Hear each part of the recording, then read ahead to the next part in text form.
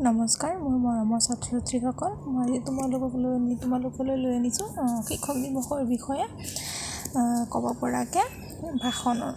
ঠিক আছে, তো তোমালোকক দি দিছোঁ। চোৱা, নমস্কাৰ, মোৰ নাম নামটো তোমালোকৰ যি হয় সেইটো দি দিবা। তো মই ডেছ বিদ্যালয়, তোমালোকৰ বিদ্যালয়টো আছে, যিখন বিদ্যালয়ত পঢ়া সেই বিদ্যালয়ৰ নামটো দিবা। সপ্তম শ্ৰেণী, তুমি সপ্তম অষ্টম যি শ্ৰেণীত পঢ়াৰো সেই শ্ৰেণীতে বহাই দিবা। ইমান শ্ৰেণীৰ ছাত্ৰ বা ছাত্ৰী যি হয় সেইটো লিখি ল'বা। তো মই আজি শ্ৰদ্ধাৰ শিক্ষাগুৰু সকলক সন্মান জনাই শিক্ষক দিৱসৰ বিষয়ে একাষাৰ ক'বলৈ বিচাৰিছোঁ। মোৰ অজানিতে কিবা ভুল হ'লে ক্ষমা কৰি দিয়ে যেন।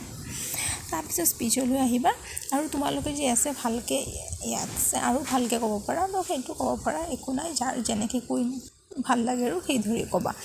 তো আজি আমাৰ দেশৰ মহান চিন্তাবিদ, দাৰ্শনিক তথা মহান শিক্ষক ডক্টৰ সৰ্বপল্লী ৰাধাকৃষ্ণন দেৱৰ জন্মদিন। 1888 চনৰ 5 ছেপ্টেম্বৰ তাৰিখে মাদ্ৰাছৰ তিৰুতানী নামৰ ঠাইত তেখেতে জন্মগ্ৰহণ কৰে। তেখেতৰ পিতৃৰ নাম আছিল বীৰ চামায়া আৰু মাতৃৰ নাম আছিল সীতাম্বা। তেখেতে 8 বছৰ বয়সলৈকে ঘৰতে শিক্ষা গ্ৰহণ কৰিছিল। 9 বছৰ বয়সত তিৰুপতি লুথেৰেন মিছন স্কুলত নাম লগাইছিল। তাৰ পাছত ভেলোৰ কলেজ আৰু মাদ্ৰাছৰ খ্ৰীষ্টিয়ান কলেজত শিক্ষা গ্ৰহণ কৰে।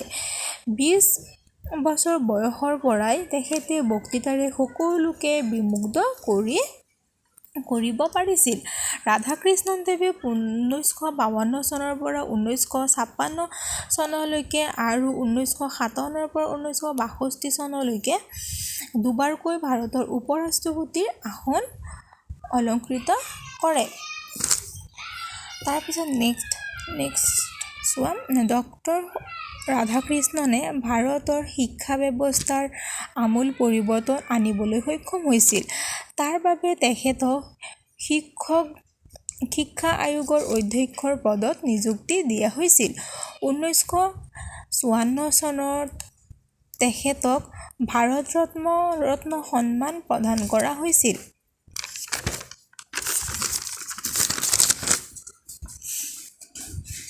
তেখেতে ৰাষ্ট্ৰপতিৰ পদ অধিষ্ঠিত হোৱাৰ পাছত তেখেতক কেইজনমান ছাত্ৰ আৰু বন্ধুৱে তেওঁৰ জন্মদিন পালনৰ অনুমতি বিচাৰিছিল। তেতিয়া তেখেতে তেওঁৰ জন্মদিনটো ৰাষ্ট্ৰপতি, দাৰ্শনিক, ৰাজনীতিবিদ হিচাপে পৰিচয় নিদিয়াকৈ এজন শিক্ষক হিচাপে পৰিচয় দিলে বেছি ভাল পাব বুলি কৈছিল। তো সেইবাবে তেওঁৰ জন্মদিনটো ব্যক্তিগত জন্মদিন হিচাপে পালন নকৰি সমগ্ৰ শিক্ষকসকলৰ প্ৰতি সন্মান আৰু কৃতজ্ঞতা স্বৰূপে শিক্ষক দিৱস পালন কৰা হয়। তো এই মহান ব্যক্তিজনে 1975 চনৰ 17 এপ্ৰিল তাৰিখে ইহলীলা সম্বৰণ কৰে। Thank you. তোমালোকে ধুনীয়াকৈ লিখি ল'বা আৰু কেইবাবাৰো পঢ়ি ল'বা, তেতিয়া চাবা ধুনীয়াকৈ মানে শিকি গৈছে। তেতিয়া মঞ্চত গৈ ধুনীয়াকৈ এইটো যেতিয়া পঢ়িবা, তেতিয়া আৰু তোমাৰ মানে ভয় নালাগে বা কনফিউজ নালাগে। Thank U.